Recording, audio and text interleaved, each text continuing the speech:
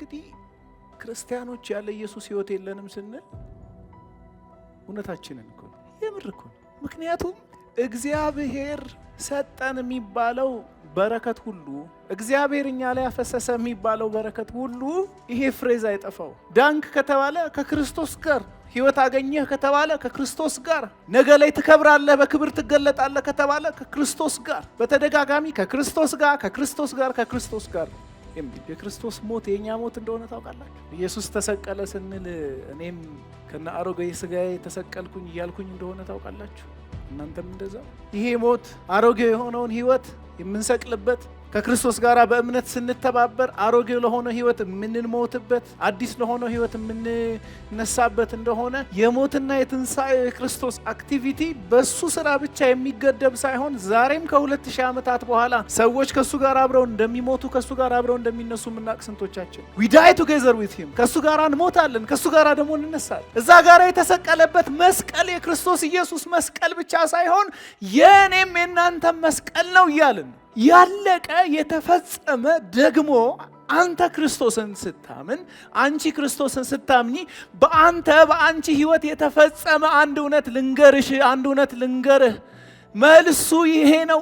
አንተም ከክርስቶስ ጋር ሞተሃል እያለ ሐዋርያው ጳውሎስ በክርስቶስ ስላለው ስታተስ ሲናገር እንደዚህ ይላል፣ ከክርስቶስ ጋር ተሰቅያለሁ፣ ከእንግዲህ እኔ አልኖርም፣ ክርስቶስ ግን በውስጤ ይኖራል። በቃ አም ዴድ። እዚህ ጋር ምንም ማለት የተቀባባ ነገር የለውም። ያ ሞት የኔ ሞት ነው፣ ያ ሞት ያንቺ ሞት ነው። ስለዚህ ግብአተ መሬትህ ተፈጽሟል። እጅህን አንስተ ጌታ ኢየሱስ ክርስቶስን ስታምን፣ በአማኞችና በቅዱሳን ፊት ደግሞ በሞትና በትንሣኤው በዚህ ገንዳ ገብተህ ስትወጣ ምን ኮንፌስ እያረክ መሰለ? ምን እየተናገርሽ መሰለሽ?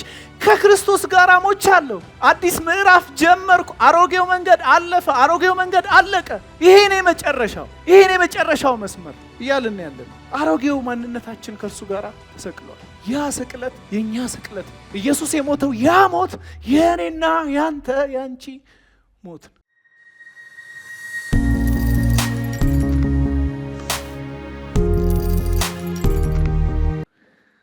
አሁንም የምንከፋፈለው ክፍል በጣም ከዙፋን ጋር ይያያዛል። ስለዚህ ለእግዚአብሔር ቃል ክብር ቆም እንልና ቆላሲስ መጽሐፍ ምዕራፍ 3 ከቁጥር 1 ጀምሮ ያለውን የእግዚአብሔር ቃል ክፍል እናወጣለን። ቆላሲስ መጽሐፍ ምዕራፍ 3 ከቁጥር 1 ጀምሮ። እኔ እጅ ላይ ያለው አዲሱ ትርጉም ነው፣ 1111ኛው ቆላሲስ መጽሐፍ ምዕራፍ 3 ከቁጥር 1 የእግዚአብሔር ቃል እንደዚህ ይላል፣ እንግዲህ ከክርስቶስ ጋር ከተነሳችሁ ክርስቶስ በእግዚአብሔር ቀኝ በተቀመጠበት በላይ ያሉ ነገሮችን ፈልጉ፣ ሐሳባችሁም በላይ ባለው ላይ እንጂ በምድራዊ ነገር ላይ አይሁን። ሞታችኋልና ሕይወታችሁ ከክርስቶስ ጋር በእግዚአብሔር ዘንድ ተሰውሯል። ሕይወታችሁ የሆነው ክርስቶስ በሚገለጥበት ጊዜ እናንተም በዚያን ጊዜ ከእርሱ ጋር በክብር ትገለጣላችሁ። ቁጥር 5 ስለዚህ ምድራዊ ምኞቶቻችሁን ግደሉ። አምላካችን እግዚአብሔር ሆይ ስለ ብዙ ምሕረት ቸርነትህ፣ ስለ ረዳህን፣ ስላገዝከን፣ ደግሞ በመካከላችን ስላለህ እናመሰግንሃለን። በኢየሱስ ክርስቶስ ስም አሁን ቅዱስ ቃልህን ከፍተነዋል። አንተ በዚህ ውስጥ አልፈህ እንድትናገረን ያንተ ድምፅ፣ ያንተ ያንደበት ቃል አጥንታችንን የሚያጠግግ ሰውነታችንን የሚያፋፋ ነው። እግዚአብሔር ሆይ በኢየሱስ ስም አሁንም ቃልህን ተናገረን። በጌታ በኢየሱስ ክርስቶስ ስም ጸልያለሁ። በጸሎት በአምልኮ ፊል ስናደርግ የነበረ ይሄ ታንጀብል የሆነ ያንተ መገኘት አሁንም ከኛ ጋር እንዲሆን እግዚአብሔር ሆይ የበለጠ ወደ ክርስቶስ ቀርበን የበለጠ እሱን አውቀን የበለጠ ወደ እሱ ተጠግተን ከክብር ወደ ክብር ተለውጠን የምንወጣበት ማለዳ እንዲሆን እንጸልያለን። በጌታ በኢየሱስ ክርስቶስ ስም አሜን። አንድ ሰው አንድ ጊዜ አንድ ከባድ ሜዲካል ሲቹዌሽን ውስጥ ገባ። ይሄ ነገር በሽታ አይደለም፣ አልታመመም። ይሄ ሰው ህመም አይደለም። ነገር ግን የተወሰነ አይነት ሳይኮሎጂካል ኢምፓክት ያለው አንድ ችግር ገጠመው እና ይሄ ችግር ምንድነው? ይሄ ሰውዬ ራሱን ሞቻለሁ ብሎ አሳመነ። ቢሉት ቢሰሩት ኧረ አልሞትክም ቢሉት ይሄው እንደዚህ ይሄው እንደዛ ቢሉት ሞቻለሁ አላቸው ማለት ነው። ከዛ ቤተ ዘመድ ተሰበሰበ። እንደገና ይሞክራሉ። ኧረ እኔ ሞቻለሁ ይላቸዋል። ይሄው እያወራ ነው እየተናገርክ ነው። በቃ ሞቻለሁ ብሎ ድርቅ አለ ማለት ነው። ከዛ እስቲ እንደው ከሰማን የስነ አእምሮ ሐኪም ጋር እንውሰደው ብለው የስነ አእምሮ ሐኪም ጋር ወሰዱት ማለት ነው። ስለዚህ ይህ ስነ አእምሮ ሐኪም ደግሞ ጠቢብ ነውና ይሄንን ሰው አንድ ሳምንት ያህል አብሬው የዲያግኖሲስ ጊዜ እንድወስድ ፍቀዱልኝና ላሳልፍ አንድ ሳምንት ያህል አላቸው።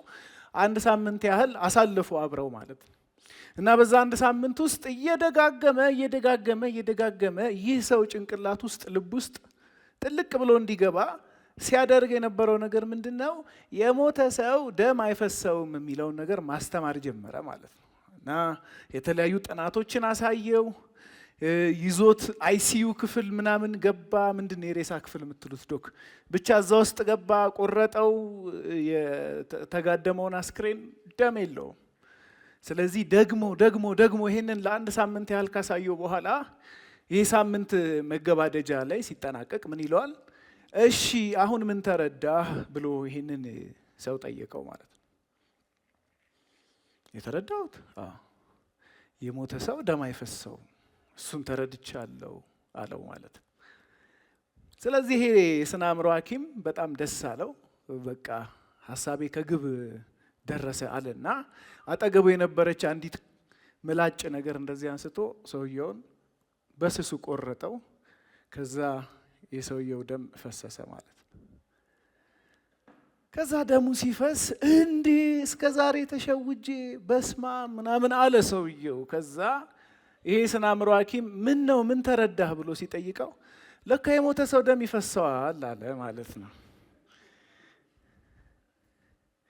እንግዲህ ይሄንን ክፍል ስናስብ እንዲህ ስላለው ድርቅና አይደለም እየተነጋገርን ያለ ነው። እንዲህ ስላለው በቃ ግግም ብሎ የሆነን ነገር የሆነን እንትን እውነት ነው ብሎ ስለመቀበል ስለመያዝ አይደለም እያወራን ያለ ነው። አንድ በአማኝ ሕይወት ከክርስቶስ ጋር ካለው ህብረት የተነሳ የተፈጸመ ሪያሊቲ የተፈጸመ እውነታ ተረጋግጦ ቁጭ ያለ እውነታ አለ። ያንን እውነታ መሰረት አድርገን እንኑር የሚል አፒል ነው ይሄ ቆላሲስ መጽሐፍ ምዕራፍ 3 ከቁጥር 1 ጀምሮ ያለው ማለት ነው። ስለዚህ ዛሬ የምለው ምንድነው? ከክርስቶስ ጋር ስለሞትን ስለተነሳን ከሱ ጋር ስለተቀመጥን እንዲሁም ህይወታችን ከሱ ጋር ተሰውሮ ስላለና ስለሚገለጥ በንቃትና በቋሚነት ፐርሲስታንት ሆነን በላይ ያለውን መሻት በላይ ያለውን ማሰብ መፈለግ አለብን የሚል አፒል ላቀርብላችሁ ጥያቄ ላቀርብላችሁ ነው ዛሬ በማለዳ በእግዚአብሔር ቃል በፊታችሁ የቆምኩት። ይሄ መጽሐፍ ብዙ ጊዜ ሲሰበክም ሲወራም እንደሰማነው ቆላሲስ የኖስቲክ የሚባል አስተምህሮ በተወሰነ መልኩ ከአይሁዳውያን እምነት ጋር ተቀላቅሎ ብጥብጥ ያደረገው አንድ ኮንግሪጌሽን ነበር፣ የቆላሲያስ ቤተክርስቲያን። እነሱ በጣም ጌታን ይወዳሉ፣ እምነታቸው ተመስክሮላቸዋል። ጳውሎስ ምናልባትም በአካል አያውቃቸውም ይባላል። ይህንን ሪፖርት ግን ኤጳፍራ በሚባል ሰው አማካኝነት ሰምቷል። ከዚህ ከታማኝ አገልጋይ በሰማው ምስክርነት መሰረት የእነዚህ ሰዎች አንድ ትልቅ ክራይሲስ ደርሶባቸዋል። ከተለያየ የአይሁድ እምነትና ከኖስቲክ አስተምህሮ እንደ ሰርጎ ገብ የሆነ የተለየ አስተምህሮ ገብቷል ማለት ነው እነሱ መካከል። ስለዚህ ይሄንን አስተምህሮ ሲያክም ምን ብሎ ነው የሚያክመው? ክራይስት ኢዝ ሱፕሪም፣ ኢየሱስ ከሁሉ በላይ ነው። እሱ የበላይ ነው። እሱ የማይታይ አምላክ ምሳሌ ነው። የሚታዩት የማይታዩት ዙፋናት ቢሆኑ ስልጣናት፣ አለቆች ቢሆኑ ጌትነት፣ ሁሉ በሱ ተፈጥሯል። ሁሉ ከእርሱ የተሰራ ነው። እርሱ ከሁሉ በፊት ነበር። እርሱ የሙታን በኩር ነበር። የትኛውንም ነገር የሚፈውስበት ዋና ሬሜዲው ዋና መድኃኒቱ እንዲህ የሚል ነው። ኢየሱስ ከሁሉ በላይ ነው። ኢየሱስ ከሁሉ ይበልጣል። ምዕራፍ 1 ላይ እሱ ምን ያህል ከእኛ ከሁላችን የላቀ የማይታይ አምላክ ምሳሌ እንደሆነ ይናገራል። ቁጥር 2 ላይ ደግሞ ይመጣና ምዕራፍ 2 ላይ የተቀበልነው መዳን ደግሞ እንዴት በክርስቶስ ኢየሱስ በኩል ከሁሉ የላቀ መዳን እንደሆነ ይነግረናል። ስለዚህ አንዳንድ ነገሮችን ያደርጉ ነበር። እንደ ሰው ልማድ፣ እንደ ሰው ወግ፣ እንደ ሰው ትእዛዝ የሚቀበሏቸው ትእዛዛት፣ ወጎች፣ ልማዶች ነበሩ። አትያዝ፣ አትንካ፣ አትቅመስ፣ ይህን አታርግ፣ በዚህ ግባ፣ በዚህ ውጣ የሚል መታበይን የሚጨምር ትህትናንና የመላእክት አምልኮን የሚወድ የሚመስል የሆነ አይነት የህይወት ምልልስ ነበራቸው። ስለምን በሱ ትገዛላችሁ? የበላይ የሆነው ክርስቶስ ነፃ አውጥቷችኋል። አሁን ትልቁ ዊዝደም፣ ትልቁ ሚስጥር እንዲህ የሚል ነው። የክብር ተስፋ የሆነው ክርስቶስ በሁላችሁ ውስጥ ነው፣ በእናንተ ውስጥ ነው ይላቸዋል ማለት ነው። ከዛ ነው ምዕራፍ 3 ከቁጥር 1 ላይ የሚጀምረው። ምዕራፍ 3 ከቁጥር 1 ላይ እንግዲህ ሲል ይጀምራል። ይሄ በጣም ኢንትረስቲንግ ነው። ወደ መጀመሪያው ቋንቋ ሄዳችሁ ካያችሁት ሁለት መስተጻምሮችን ነው አንድ ላይ አጣምሮ ሐዋርያው ጳውሎስ የሚጠቀመውና ሌሎች መጽሐፍ ቅዱሳችን ላይ እንደምናገኛቸው እንግዲዎች አይደለም። ይሄ እንግዲህ ምንድነው? ቀጥሎ የምንናገራቸው ነገሮች፣ ቀጥሎ የሚዘረዝራቸው ነገሮች ሐዋርያው ጳውሎስ እንደው ምን አለ በተፈጸሙ የሚል አይደለም። ይሄኛው እንግዲህ ምን የሚል ነው? ኦሬዲ ተፈጽመዋል፣ ኦሬዲ ሆነዋል። ቀጥሎ የምንናገራቸው ነገሮች በክርስቶስ ኢየሱስ በኩል ኦሬዲ በአማኝ ሕይወት ተፈጽመዋል። አማኙ በእምነት ከክርስቶስ ጋር ከተዋሃደ በኋላ አንድ ከሆነ በኋላ የተፈጸመ እውነት ነው የምንነግራችሁ ነው የሚለው ሐዋርያው ጳውሎስ ቆላሲስ መጽሐፍ ምዕራፍ 2 ከቁጥር 11 እስከ 15 የሆነው ነገር ማለት ነው። አማኝ በክርስቶስ የሆነውን ነገር አያጠራጥርም። እዚህ ጋር በእነዚህ ቃላት መሰረት ጥርጥር አይደለም የሚገባው። እነኚህ ነገሮች የሆኑ ናቸው። ስለዚህ እንግዲህ ብሎ ሲጀምር እንደ ጥርጣሬ አድርገን እንዳናስበው፣ ግራ እየገባው አይደለም እዚህ ጋር። ይልቅ ቀጥሎ የምነግራችሁ ነገሮች ኦብጀክቲቭ ናቸው፣ ትክክል ናቸው፣ የተፈጸሙ ናቸው ሲል ነው የሚጀምረው ማለት ነው። እና በተጨማሪ እዚህው ክፍል ውስጥ እዛው ቁጥር 1 ላይ እናገኘዋለን። በተደጋጋሚ 1-3 ጊዜ እናገኛለን። ይችን ቃል ማስተዋል አለብን። ከዛ ወደ እንትኑ ገባለሁ። በተደጋጋሚ ቁጥር 1 ላይ ካያችሁት ቁጥር 2፣ ቁጥር 3 ላይ ከክርስቶስ ጋር፣ ከክርስቶስ ጋር፣ በክርስቶስ ከክርስቶስ ጋር የሚል በተደጋጋሚ እናስተውላለን። እንግዲህ ክርስቲያኖች ያለ ኢየሱስ ሕይወት የለንም ስንል እውነታችንን እኮ ነው። እስቲ ያጠገባችሁ ያለውን ሰው ከምሬ እኮ ነው በሉት። የምር እኮ ነው። ምክንያቱም እግዚአብሔር ሰጠን የሚባለው በረከት ሁሉ፣ እግዚአብሔር እኛ ላይ ያፈሰሰ የሚባለው በረከት ሁሉ ይሄ ፍሬዝ አይጠፋው። ዳንክ ከተባለ ከክርስቶስ ጋር፣ ህይወት አገኘህ ከተባለ ከክርስቶስ ጋር፣ ነገ ላይ ትከብራለህ በክብር ትገለጣለህ ከተባለ ከክርስቶስ ጋር፣ በተደጋጋሚ ከክርስቶስ ጋር፣ ከክርስቶስ ጋር፣ ከክርስቶስ ጋር የሚለው ይሄ እንግዲህ እኛ በስነ መለኮት the doctrine of the union with Christ ብለን እንጠራዋለን። ከክርስቶስ ጋር ያለ ውህደት፣ ህብረት። ይሄንን ክሌም የሚያደርግ የትኛውም ሃይማኖት የለም። አሁን ቡድሂዝም የሚባል ኢንትረስቲንግ እንትን አለ። ባለፈው ሳነብ ነበር አንድ አርቲክል ስለሱ የተጻፈ። በቡድሂዝም ትልቁ ነገር ምንድነው መሰላችሁ? ሰው የሚደርስበት የመጨረሻው አቺቭመንት በቡድሂዝም ኒርቫና የሚባል ስቴጅ አለ። ኒርቫና ማለት ምንድነው? የሆነ አይነት ጸጥታና ካልም የሆነ ስቴት እኛ የምንደርስበት የሆነ አይነት ከፍታ የሚል ነው። የትኛውንም ሪሊጅን የትኛውንም ሃይማኖት ገልጣችሁ ብታነቡ ከአምላካቸው ጋር እንዲህ ባለ ውህደት፣ ከአምላካቸው ጋር እንዲህ ባለ መያያዝ የተያያዙት ክርስቲያኖች ብቻ ናቸው። እኛ ብቻ ነን በድፍረት ክርስቶስ በእኛ ውስጥ አለ የምንለው። እኛ ብቻ ነን በድፍረት እኛ ክርስቶስ ውስጥ አለን፣ እኛ በክርስቶስ አለን የምንለው። ስለዚህ ቀጥሎ የምንነጋገራቸው ነገሮች ከክርስቶስ ጋር የሆኑ ናቸው። በክርስቶስ ውስጥ የሆኑ ናቸው። ክርስቶስ በእኛ ውስጥ ከመሆኑ እኛ በሱ ውስጥ ከመሆናችን ከዛ ሊገለጥ ከማይችል ውህደት የሚመጡ ናቸው ማለት ነው። አንድ የስነ አእምሮ ጸሐፊ የሳይኮሎጂ ጸሐፊ አንድ ጊዜ እንዲህ ብሎ ተብሎ ተጠየቀ። በጣም ትልቅ ኢምፓክት ያለው አንድ ነገር አለ። እኛ እንግዲህ እንደምናስተውለው አማኞች ክርስቲያኖች ዳግም ልደት ብላችሁ የምትጠሩት ነገር እና የዳግም ልደትን ስነ ልቦናዊ አስፔክት እስቲ ጻፍልን ብለው ጠየቁት። ዳግም ልደት ስነ ልቦናዊ ገጽታው ምን ይመስላል ብለው። ከዛ ይሄ ሰው ጊዜ ወሰደና ያንን ወረቀት በሚያቀርብበት ጊዜ እንደዚህ አለ። ዳግም ልደት ስነ ልቦናዊ ሳይሆን መንፈሳዊ ነው። ስለዚህ ልዘረዝረው አልችልም። ስነ ልቦናዊ ውጤት ይኖረው ይሆናል፣ ግን ስነ ልቦናዊ ምክንያት አይደለም ያለው። ኢት ኢዝ አ ስፒሪቹዋል ዩኒየን፣ መንፈሳዊ የሆነ ውህደት ነው። መንፈሳዊ የሆነ መያያዝ። እኔ እጄን አንስቼ ጌታ ኢየሱስ ክርስቶስን እንደ ግል አዳኝ አድርጌ ተቀብያለሁ ያልኩባት ሞመንት የሆነ ትራንዛክሽን አይደለም የተፈጸመው እዛ ጋር፣ ወይም የሆነ ነገር ሆናለሁ ብዬ እንደ ቅድም በምሳሌ እንዳልኳችሁ ሰውዬ አይምሮዬን ወይም ሐሳቤን አይደለም የገለጽኩት። ምንድነው ያደረኩት?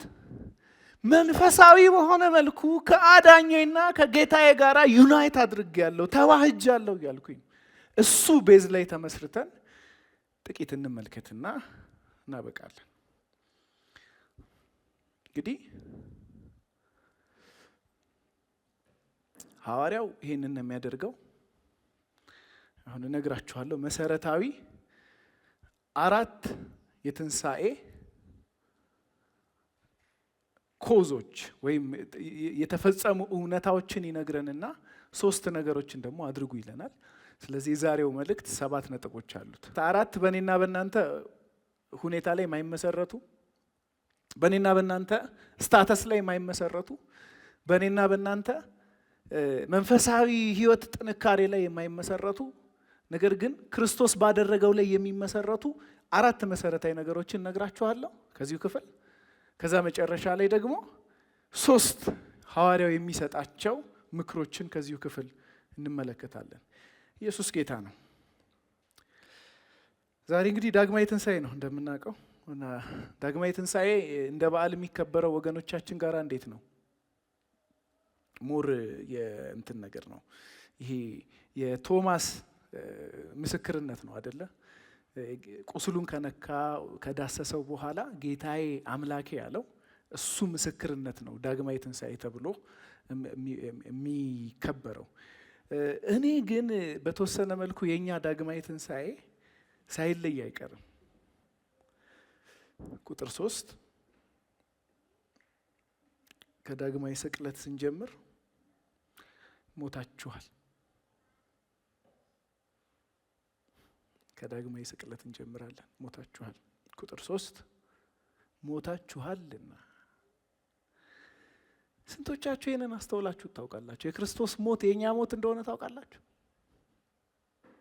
ኢየሱስ ተሰቀለ ስንል እኔም ከነ አሮጌ ስጋዬ ተሰቀልኩኝ እያልኩኝ እንደሆነ ታውቃላችሁ? እናንተም እንደዛው።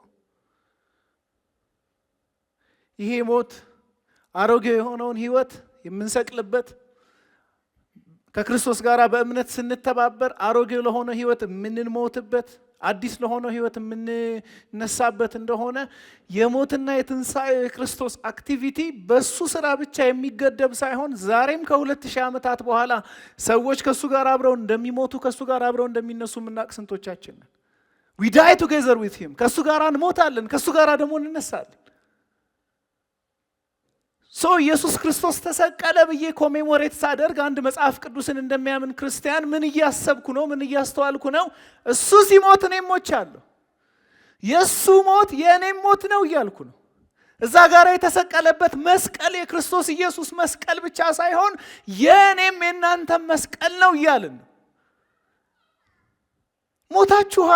ሞታችኋል። ይሄ ቢሆን ጥሩ ነው የሚባል አይነት ነገር አይደለም። ቅድም እንደነገርኳችሁ ማለት ነው።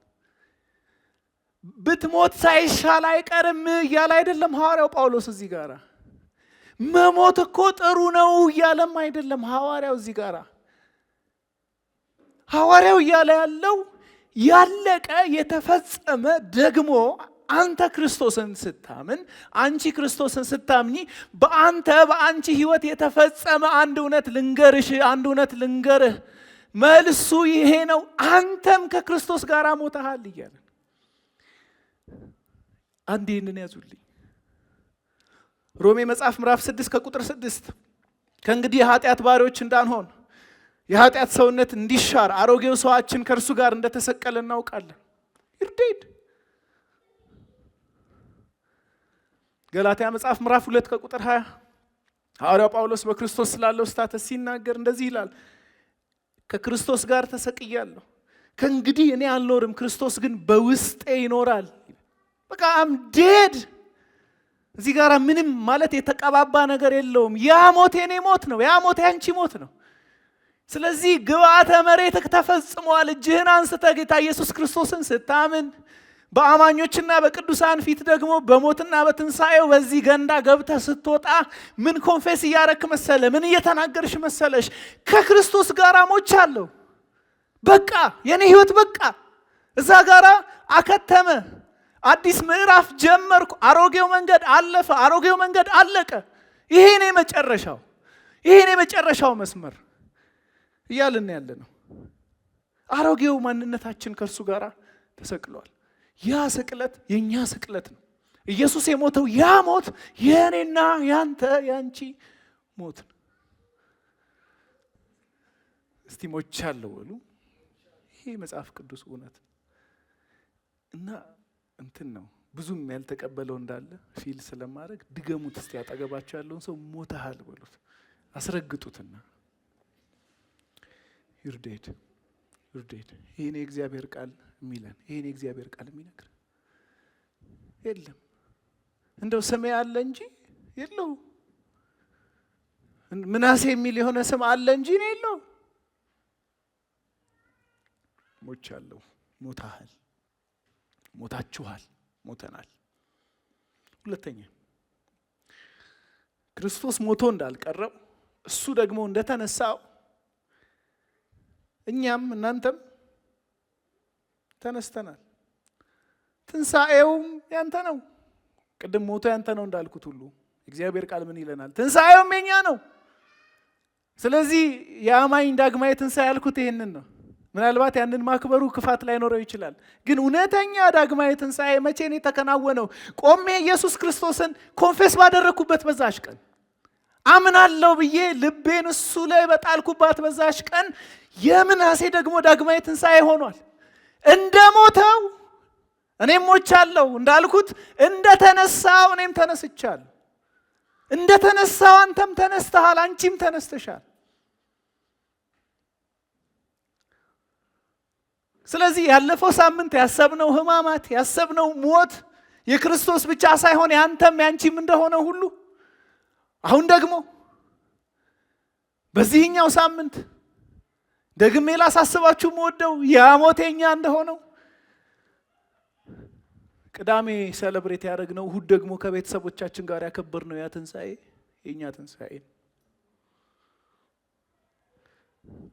እዚህ ጋር እያወራ ያለው የሆነ አይነት ስጋዊ ትንሣኤ እያለን አይደለም። እሱ መቼም ግልጽ ነው። ልክ ሰው ሲያምን እንደገና ድፍት ይልና ተመልሶ ይነሳል እያለን አይደለም።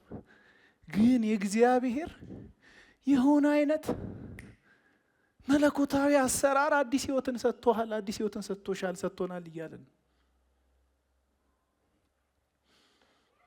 እግዚአብሔር የሆነ ፍሊፕ ያደረገው ስዊች አለ፣ የሆነ ያበራው መብራት አለ ማለት እንደዛ እያለን ነው። ኤፌሶን መጽሐፍ ምዕራፍ 2 ከቁጥር 5 እስከ 6 በበደላችን ሙታን ሆነን ሳለ ከክርስቶስ ጋር ሕያዋን አደረገን። የዳናችሁት በጸጋ ነው፣ እግዚአብሔርም ከክርስቶስ ጋር አስነሳን ይላል። ይሄ የሕያዋን ጉባኤ ነው። ወርሺፕ ስታረጉ ወገኖቼ እንደ ሕያዋን አምልኩ። ይሄ ሕያው መንገድ ነው። አንድ ወዳጄ የቆንጆ ጉልቻ መንፈስ የተመታ ይሁን ይላል። ምን ማለቱ መሰላችሁ? ጉልቻ እሳት ዳር ቁጭ ብሎ ቆንጆ ሊሆን አይችልም። አለ ቆንጆ ጉልቻ ፓስተር ቸርች ውስጥ ጌታ ይቅር ይበለን። ይሄ የሕያዋን ጉባኤ ነው። በቃ ሪዘሬክትድ ሆነናል። የሆነ ነገር ተገለጠ። ለሰዎች ያልታየ ነገር ለኛ ተገለጠ። አይኖቻችን ላይ የነበሩ ሞራዎች ተገፈፉ። አየን። we were blind። መጀመሪያ ዕውራን ነበርን፣ አናይም ነበር። ሴንስለስ ነበር። ክርስቶስ ሴንስለስ ነበር። እግዚአብሔር ሴንስለስ ነበር ለኛ።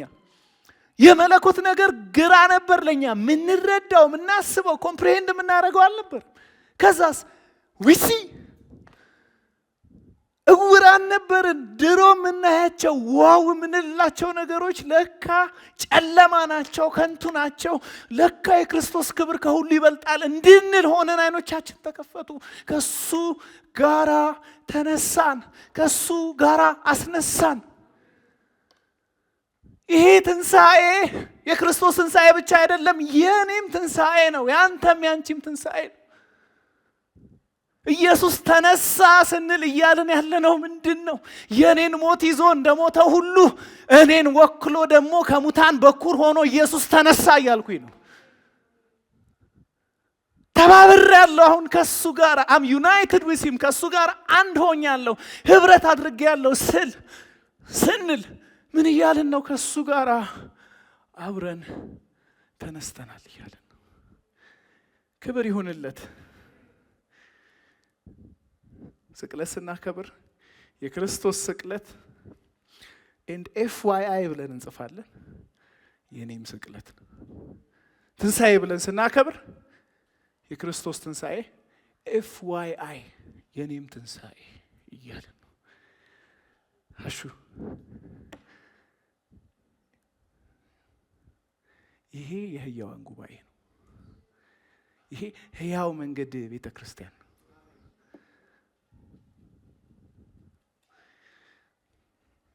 ሶስተኛ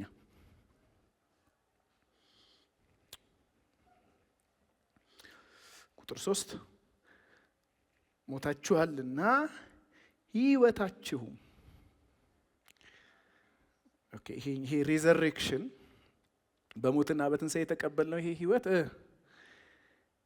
ከክርስቶስ ጋር ይችቃል በእግዚአብሔር ዘንድ ተሰውሯል። አማኝ ሕይወት የለውም። እንደውም ጳውሎስ እዚህ ጋራ ከክሪፕታ የሚል እንትን የሚጠቀመው ግስ ነው የሚጠቀመውና ምን ማለት ነው? ያኔም ተሰውሯል፣ እንደተሰወረ ይቀራል ማለት ነው።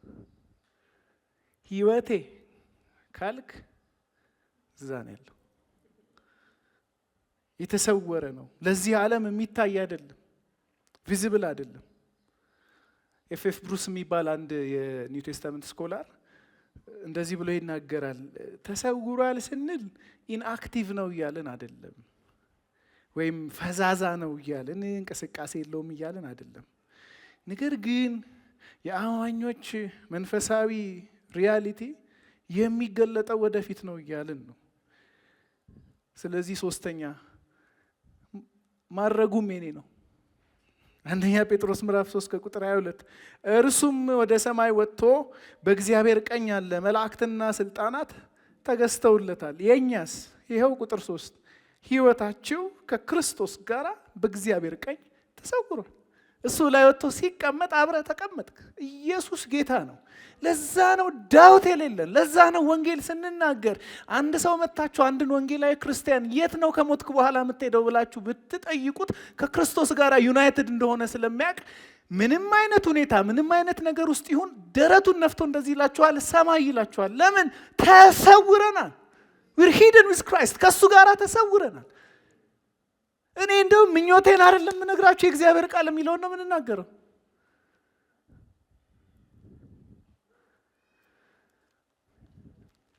አንድ ምንባብ ልጨምር። ኤፌሶን መጽሐፍ ምዕራፍ 2 ቁጥር 6 እግዚአብሔርም ከክርስቶስ ጋር አስነሳን ይልና መነሳት ብቻ ሳይሆን በክርስቶስ ኢየሱስ በሰማያዊ ስፍራ ከእርሱ ጋር አስቀመጠን ይላል። እንግዲህ ቅድም ሰማይ ሰማይ ሰማይ ስንል የነበረው ለዚህ ነው። ቦታችን እዛ ነው። መንደራችን እዛ ነው። የተሰወርነው እዛ ነው። የተደበቅነው እዛ ነው። የኔና የናንተ ህይወት አሁን ህይወት ብለን የምንጠራው ህይወት ያለው የት ነው? በአብ ቀኝ ከክርስቶስ ጋር ነው። አራተኛ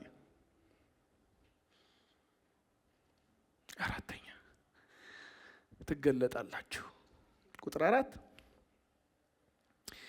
ሕይወታችሁ የሆነው ክርስቶስ በሚገለጥበት ጊዜ አሁንም ብቻህን አይደለም፣ ብቻሽን አይደለም፣ እናንተም በዚያን ጊዜ ከእርሱ ጋር በክብር ትገለጣላችሁ። ነገ አለን። አሜን። ነገ አለን። ይሄ ነገ ምን አይነት ነገ ነው? ሊገረፍ፣ ሊደበደብ፣ በኃጢአተኞች በአመፀኞች እጅ ሊሰቀል፣ ሊዋረድ፣ ሊተፋበት ሳይሆን ከብሮ በክብሩ እንደገና የሚመለስ ጌታ ከኔ ጋራ በክብር ትገለጣላችሁ ብሎናል። ነጋችን፣ ተስፋችን፣ ፊውቸራችን የተመሰረተው እዚህ ላይ የኛ የመጨረሻ የኛ መደምደሚያ መቃብር አይደለም። የኛ መጨረሻ መካነ መቃብር አይደለም። የሞትንበት ስፍራ የኛ መጨረሻ የኛ መደምደሚያ አይደለም። መጨረሻችን እርሱ ራሱ ኢየሱስ ክርስቶስ ነው። ከሱ ጋር የእግዚአብሔር ወራሾች ነን። ሮሜ መጽሐፍ ምዕራፍ 8 ከቁጥር 18 የአሁን ዘመን ስቃያችን ወደፊት ሊገለጥ ካለው ለኛ ከተጠበቀልን ክብር ጋር ሲነጻጸር ምንም እንዳይደለ ቆጥራለሁ። ፍጥረት ሁሉ የእግዚአብሔርን ልጆች መገለጥ በናፍቆት ይጠባበቃል ይላል ሐዋርያ ዮሐንስ። አንደኛ ዮሐንስ ምዕራፍ 3 ከቁጥር 2 ላይ ለወንድሞች ሲናገር ወዳጆች ሆይ እኛ አሁን የእግዚአብሔር ልጆች ነን፣ ወደፊት ምን እንደምንሆን ገና አልተገለጠም ይላል። ሐዋርያው ጳውሎስ ፊልጵስዩስ መጽሐፍ ምዕራፍ 3 ከቁጥር 21 ላይ ይህንን የወደፊት ሪያሊቲ ኤክስፕሌን ሲያደርገው እኛ ግን ሀገራችን በሰማይ ነው፣ ከዚያ የሚመጣውን አዳኝ ጌታ ኢየሱስ ክርስቶስን በናፍቆት እንጠባበቃለን። እርሱ ራሱ ሁሉ ለራሱ ባስገዛበት ኃይል ክቡር ስጋውን እንዲመስል የተዋረደው ስጋችንን ይለውጣል ይለናል። ሴስ ሉዊስ የሚባል ጸሐፊ በጣም ክርስትና ላይ ነግራችሁ እንደሆነ አላውቅም ከዚህ በፊት የክርስቲያኖች መክበር በጣም ድንቅ ስለሚሆን ክርስቶስ ኢየሱስን በጣም ስለምንመስል ኢየሱስ ባይኖር ኖሮ አንዳችን ለሌላችን ለመስገድ እንፈተን ነበር ይላል። ግሎሪየስ በክብር ትገለጣላችሁ፣ እሱን መስላችሁ ትገለጣላችሁ። እግዚአብሔር አምላክ እየጎተተ የሚያስቸግረንን ኃጢአት ለአንዴና ለመጨረሻ ጊዜ በጥሶ ይጥልልናል። መከራ የለም፣ ሞት የለም፣ ስቃይ የለም፣ የኑሮ ጎደሎ ሞላ አልጎደለ የሚል ኮተት የለም። ያን አዳኛችንን ፊት ለፊት እናየዋለን። እሱን ስናየው የእሱ ክብር ተካፋዮች ነን። ለካ በእምነት እሺ ስላልነው ብቻ ከጌታ ጋራ የክርስቶስ የእግዚአብሔር ወራሾች ነን። አሜን። These are the four realities እዚህ መጽሐፍ ላይ ሐዋርያው የሚያስቀምጣቸው አራት እውነቶች። ሞተናል፣ ተነስተናል፣ ከእሱ ጋር ተቀምጠናል፣ ደግሞ ነገ አለን፣ ከእሱ ጋር እንገለጣለን። ስለዚህ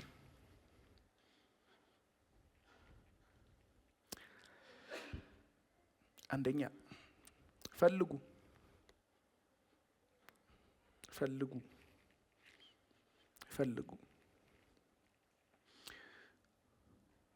ቁጥር 1 እንግዲህ ከክርስቶስ ጋር ከተነሳችሁ ክርስቶስ በእግዚአብሔር ቀኝ በተቀመጠበት በላይ ያሉ ነገሮችን እሹ። ሲክ እንግዲህ ፈልጉ የሚለው የተቀመጠበት ግስ ኮንቲኒየስ ነው። ምን ማለት ነው? የትላንት አይደለም፣ የዛሬ አይደለም፣ የነገ አይደለም፣ ተያያዥ ነው ማለት ነው። ኮንቲኒየስ ነው፣ የሚቀጥል ነው ማለት ነው። ሐዋርያው ምን እያለን ነው? እግዚአብሔርን መፈለግ የሆነ ሰሞን ያለን ዲዩቲ አይደለም። እግዚአብሔርን መፈለግ የሆነ ሰሞን ያለን ስራ አይደለም። እግዚአብሔርን መፈለግ በአማኝ ህይወት በላይ ያሉ ነገሮችን መፈለግ በአማኝ ህይወት ትላንት የምናደርገው ነው፣ ዛሬ የምናደርገው ነው፣ ነገም የምናደርገው ነው። የማይቀየር ጸሎታችን እግዚአብሔርን መፈለግ ነው። በሰማይ ያሉ ነገሮችን መሻት፣ በላይ ያሉ ነገሮችን መፈለግ ነው። ልባችን እዛ ነው፣ መዝገባችን እዛ ነው። ለምን? ህይወታችን እዛ ስለሆነ። አሁን ተለውጠናል። እዚህ ጋር የማይሆን ብልሽት ተበላሽተናል። እግዚአብሔር በሰማያዊ ስርዓት አይኖቻችንን ከፍቶታል። ይሄ የሰማይ ስርዓት ከገባን በኋላ ድሮ ሴንስ ይሰጡን የነበሩ ነገሮች አሁን they no more make sense for us። ድሮ ኢንጆይ የምናረጋቸው፣ ድሮ ፕሌዠር የሚሰጡን፣ በጣም የሚያስደስቱን፣ ሐሴት በሐሴት የሚያደርጉን ነገሮች አሁን ምንም። ለምን? ሞተናል፣ ተነስተናል፣ ተቀምጠናል፣ ደግሞ የሚገለጥ ህይወት አለን። ስለዚህ ሐዋርያው ምንድነው የሚላቸው? መፈለግ ላይ እንደነበራችሁት እንደምትፈልጉት በላይ ያለውን ነገር ቀጥሉ፣ ሲክ ፈልጉ። ሁለተኛ አስቡ። ቁጥር 2 ሐሳባችሁም በላይ ባለው ላይ እንጂ በምድራዊ ነገር ላይ አይሁን። እንግዲህ ሐሳብ ሲል ኢንተሌክቹዋል ነገር ብቻ እንዳናስብ። እዚህ ጋራ ይሄ ቃል ብዙ ነገር ሰብሰብ አድርጎ ይይዛል። ምን ማለት ነው? ዴሊብሬትሊ ይሄ በታሰበበት መልኩ እና የቆየ ኪቦርድ ላይ ሰስቴን የምትል ኪ ያለች አይደል? ቹቹ ሰስቴን ማለት ምንድን ነው? እንደው አንዴ በናሳያቸው ጥሩ ነበር ግን እሺ ና አንዴ ሰስቴን አሁን ሲኖርና ሳይኖር ኪ የነካ ይነግረናል ወንድማችን ቹቹ። እስቲ አንድ ኪ ያለ ሰስቴን እንካለን መጀመሪያ። ይሄ ነው ሰስቴን ሲጠፋ ማለት ነው። እስቲ አብራና ደግሞ ሞክ። ምንድነው ልዩነቱ? ያኛው አንድ ድምጽ ነው እንዲህ ብሎ ደግሞ የሚቆየው ሰስቴን ሲበራበት ነው። ምንድነው መሰላችሁ? በላይ ያለውን አስቡ ሲል ሰስቴን አድርጉ እያለ ቆዩ፣ ቆዩ፣ ኪፕ ኦን ቲንኪንግ። ሰስቴን እንዲሆነ የቆየ ሀሳብ ማለት ነው። እንደዛ አስቡ፣ በላይ ያሉ ነገሮችን አስቡ። ዴሊብሬት ሁኑ። ትኩረታችሁ የታሰበበት ይሁን። የታሰበበት ብቻ ሳይሆን ደግሞ የቆየ የማይነቃነቅ። ወደ ስራ ቦታ ስትሄዱ ሰስቴን፣ መንገድ ላይ ስትራመጂ ሰስቴን አድርግ። እዛ ፎከስህን በላይ ያለው ነገር። ስትቀመጥ ሰስቴን፣ በጸሎት ስፍራ ላይ ሰስቴን። ማሰብህን ቀጥል፣ ማሰብሽን ቀጥይ። አይምሮዊ ሀሳብ ብቻ አይደለም፣ አፌክሽንህን፣ ልብህን፣ ፍላጎትህን፣ መሻትህን እላይ፣ ትኩረትህን እላይ አድርገው እያልን ነው። የመጨረሻ ግደሉ። ቁጥር 5 ስለዚህ ምድራዊ ምኞቶቻችሁን ግደሉ። እዚህ ጋራ ምኞት ተብለው የተጠቀሱት እንትኖች ቃሉን በጥሬው ከፈታ ነው አካላት ማለት ነው። ሜምበርስ ምን ማለት ነው? እኛ እንትን የክህደት ሚሽን ላይ አይደለም ያለ ነው፣ እንደ ቀድሙ ሰውዬ ማለት ነው። አሁን አንዳንድ ሰዎች አሉ አይደል? እኔ በክርስቶስ ስለዳንኩኝ ፐርፌክት ነኝ ምናምን ብለው የሚያስቡ በቃ ምንም ኃጢአት እኔ ላይ የለም ምናምን የሚሉ። እኛ እንደዚህ አይነት ዲሉዥን ውስጥ አንገባም። አለ ሰቅለነው ቢሆን እንኳን ከመስቀል ሊወርድ ኦፖርቹኒቲ የሚጠብቅ ማለት ነው። እንደዚሁ ነው። ልክ የሆነ ሰው ትሪገር ሲያደርግ ዘሎ ይመጣና አንቅ ያደርግሃል። ከዛ ይልና አንዳንድ ሰው ወጣልኝ የሚለው እንትን ነው፣ በቃ ፈልጎ ነበር ተናገረልኝ ለማለት ነው። አለ አንተ ራስህን ተውና እንግዲህ እንደ ጳውሎስ ያለ ሐዋርያ እንደው ምን ይገላግለኝ ብሏል። ለሞት ከተሰጠ ሰውነት ኢንዲዌል ከሚያደርግ እኔ ውስጥ ካለ ከዚህ ከሞት ስጋ ምን ይገላግለኝ ብሏል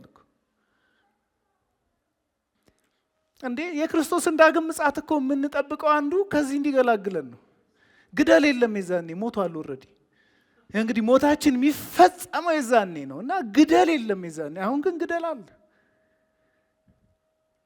ኃጢአት ላይ ሲሪየስ እንሁን ወገኖቼ። ወይ ግደለው ወይ ይገልሃል። እስቲ በሉት አጠገባቸው ያለን ሰው ኃጢአትን ካልገደልከው በሉት ራሱ ይገልሃል። ስለዚህ ሳይገል ግደለው በሉት።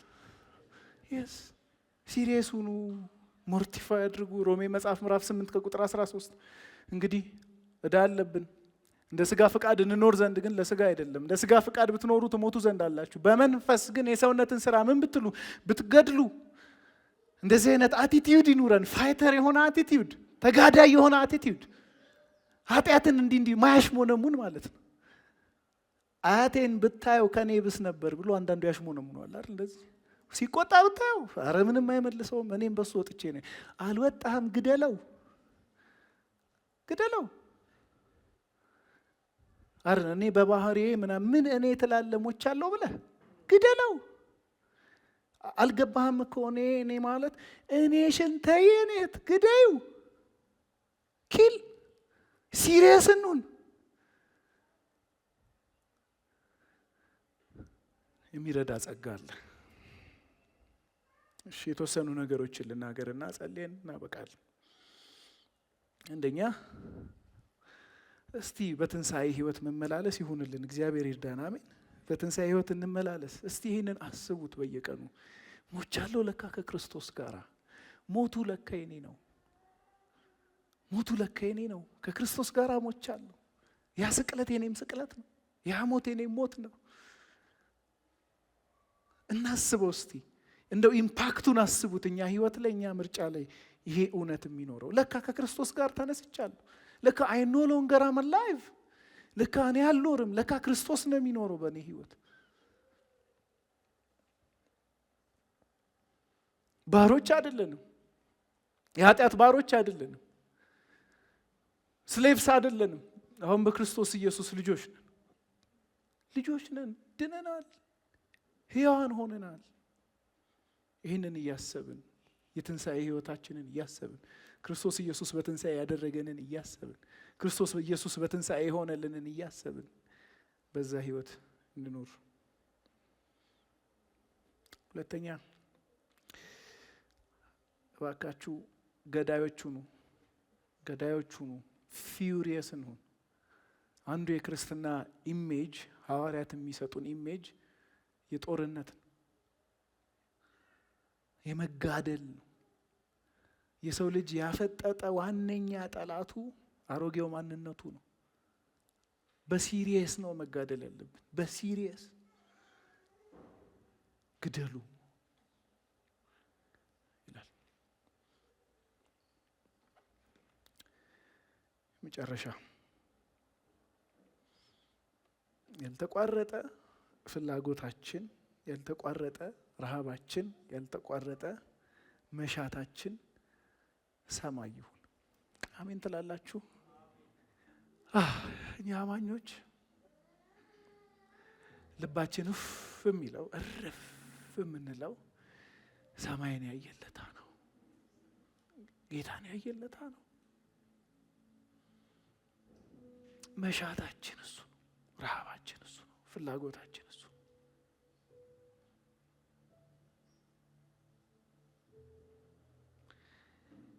በቀን በሌሊት ሲመሽ ሲነጋ ሲመቸን ሳይመቸን ፍላጎታችን እሱ ይሁን፣ ረሃባችን እሱ ይሁን፣ ጥያቄያችን እሱ ይሁን። ዋነኛው የምድርን ፍላጎት መግደያ፣ ዋነኛው የአሮጌውን ስጋ መሻት መግደያ መሳሪያችን ይሄ ነው።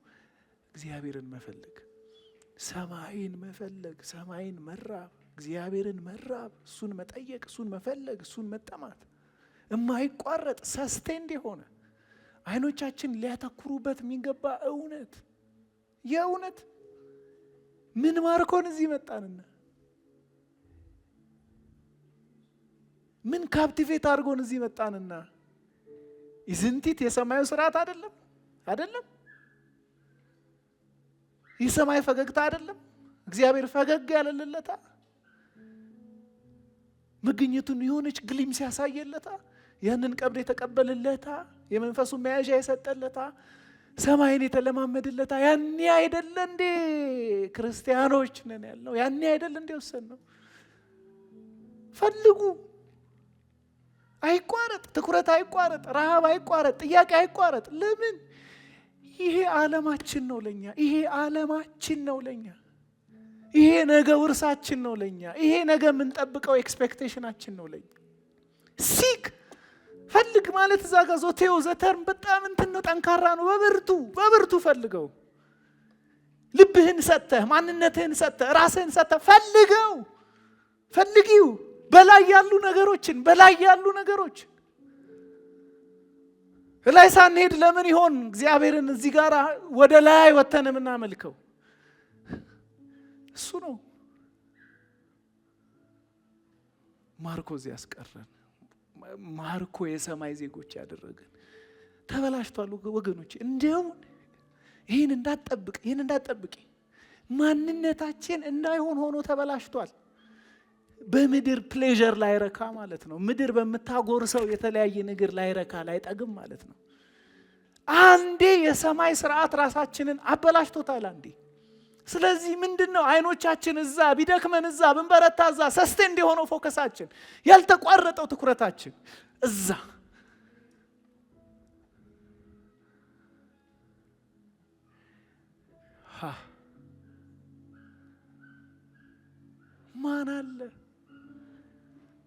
ማን አለ ልብ እንደዚህ ካፕቲቭ የማድረግ አቅም ያለው እስረኛ አድርጎ የሚያዝ ምርኮኛ አድርጎ የሚያዝ አቅም ያለው በእውነት ገጥሟችሁ ያውቅም? አንዳንዴ ይግብልቅልቅ ብላችሁ መንፈሳዊ ህይወታችሁ ደግሞ የተለያየ ህይወት ጥያቄዎች ውስጥ ሆናችሁ ግብት ስትሉና አይኖቻችሁን ስትጨፍኑ ስለ ጌታ ሲወራ ያንን ሁሉ ደግሞ እንረሳና እንደገና ወደሱ ለምን? this is what happened to us እኛ ላይ የተፈጸመው ይሄ ነው። ስለዚህ ፈልጉ፣ በብርቱ ፈልጉ፣ በላይ ያለውን እሹ፣ ሐሳባችሁ፣ አፌክሽናችሁ፣ ፍላጎታችሁ፣ ምኞታችሁ እላይ ባለው ላይ